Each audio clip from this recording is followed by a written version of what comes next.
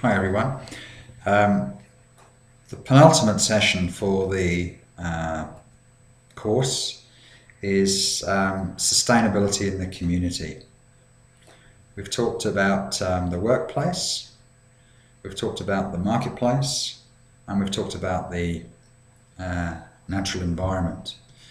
And the final area of focus generically for businesses in terms of demonstrating their commitment to sustainability is what they do in terms of building sustainable communities. Communities are obviously important for businesses for very obvious reasons. Communities are shoppers, they're employees, they're shareholders, and they're potentially activists. So engaging with community is of critical importance for businesses, and community is clearly a key stakeholder in business. So rather than trying to work out a definition of what community is, because there are different sorts of communities, we'll focus on what businesses do to engage with these different groups. So our learning objectives for this week are to look at business and society. We'll look at social business and social entrepreneurship. We'll have a quick look at one particular type of community engagement, which is both a supply chain framework but also a consumer framework, which is the fair trade system, which I'm sure some of you have seen, particularly in the areas of coffee, tea, and our favourite product, chocolate. We'll also talk about the bottom of the pyramid concept and opportunities. We are obviously the wealthy nations are very much the big spenders, but as the developing nations develop, there are a mass of people, 1.15 billion in China and soon to be 1.2 billion in India, many of which are at the bottom end of that sort of disposable income pyramid. And this concept of a mass of a very small margin consumers at the bottom of the pyramid who will be ripe for perhaps microfinance loans. So we've seen banks go into microfinance to enable poor communities in developing countries in Bangladesh and in India to develop. We've seen mobile phone suppliers and telcos marketing to the masses in Africa, which without the telecom infrastructure has been a prime candidate for mobile phones, and they've rather missed out on the old-fashioned plug-in sets. So this concept of bottom of the pyramid is a massive opportunity for businesses. We look a bit at global governance. We look at how culture influences sustainable business practices, and we talk a bit about sustainability challenges for people on the periphery.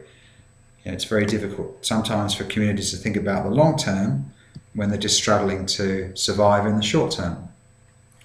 Okay, so readings this week we have Moscato again, chapters 14 and 15.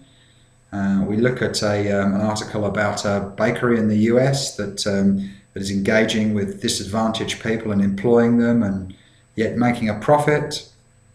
We have an article on philanthropy, old-style US philanthropy, so investing in causes, and this is how responsible business started back in the sort of 17th, 18th, 19th centuries. These wealthy philanthropists investing money in communities. And these great big foundations, particularly in the US, that were created to help the disadvantaged. And more recently, we've been seeing Bill Gates and Warren Buffett and some of the high-tech innovators giving away large sums of money for polio relief, famine relief, disaster relief. So that old-style philanthropy is still very evident, generated from corporate wealth. There's a great article from the Stanford Social Innovation Review talking about bottom of the pyramid that I would encourage you to read, and also an assessment of the fair trade labelling system that businesses have embraced. giving consumers an assurance of the sourcing of the coffee or the tea or the chocky, but also guaranteeing the growers a fair wage. So again, have a think about that. In terms of the watch and reflect this week, we look at two large multinational corporations, Procter & Gamble and their water purifier product and how that came to market and the success of that. And we also look at Cadbury and how they've embraced fair trade and the effectiveness of that.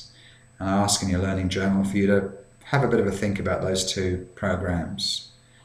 The case study this week is on Bendigo Community Bank. I'm sure some of you are familiar with Bendigo Bank. They have taken community investment and engagement to a whole new level, and they've embedded it very much in their core model. So I'd encourage you to have a look at that. And of course, encourage you to do the summary exercises in the textbook as well to consolidate your learning. So I hope in the course of the week you'll get a sense of how sustainability plays out and community investment plays out from the perspective of multinational corporations, how this influences sustainability challenges for people on the edges, and we touch on some social business models as well.